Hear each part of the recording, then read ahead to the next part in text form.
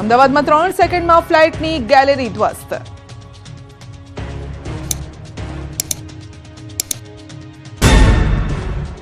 માત્ર 3 થી 4 સેકન્ડમાં ફ્લેટની ગેલેરીનો એક ભાગ ધડામ થઈને તૂટી પડ્યો.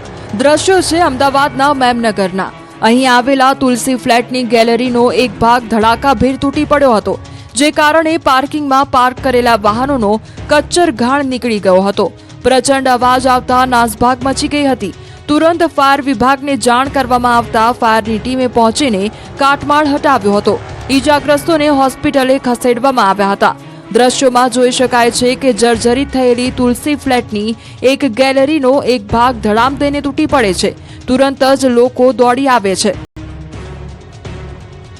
ગોંડલમાં 2 માળનું મકાન ધરાશાયી થતા એક જ પરિવારના 3 દટાયા, એકનું મોત.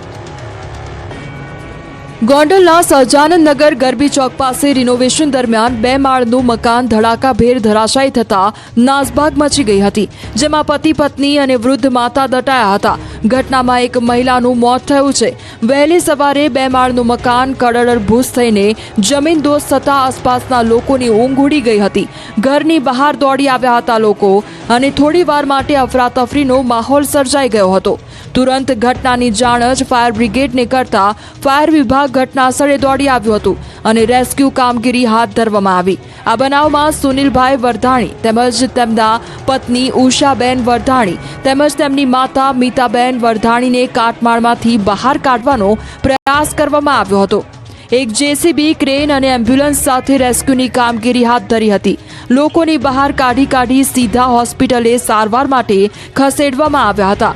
ઘટના સ્થળે મોટી સંખ્યામાં લોકોના ટોળા એકઠા થઈ ગયા હતા. ધારાસભ્ય સહિતની ટીમ ઘટના સ્થળે પહોંચી ગઈ હતી, તેમજ ગોંડલ પોલીસ પણ દોડી આવી હતી. પોરબંદરમાં ગેરકાયદેસર બાંધકામો પર ધણધણ્યું બુલડોઝર. પોરબંદરમાં દાદાનું બુલડોઝર ગેરકાયદેસર બાંધકામો પર ફરી વળતા ફફડાટ ફેલાયો. પોરબંદર મનપા દ્વારા દબાણ હટાવો ઝુંબેશ અંતર્ગત જેસીબી લઈને તૂટી પડી હતી. શહેરના છાયા ચોકડી 4 રસ્તાથી નવાપરા સુધીના રસ્તા પરના ગેરકાયદેસર દબાણો દૂર કરાયા.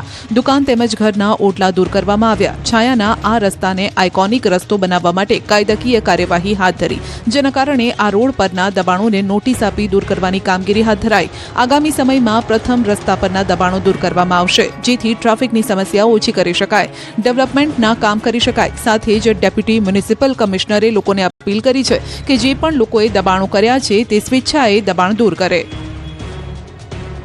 પૂર્વ સાંસદ દેનુભાઈ સોલંકીએ રાજકોટ કલેક્ટરને રજૂઆત.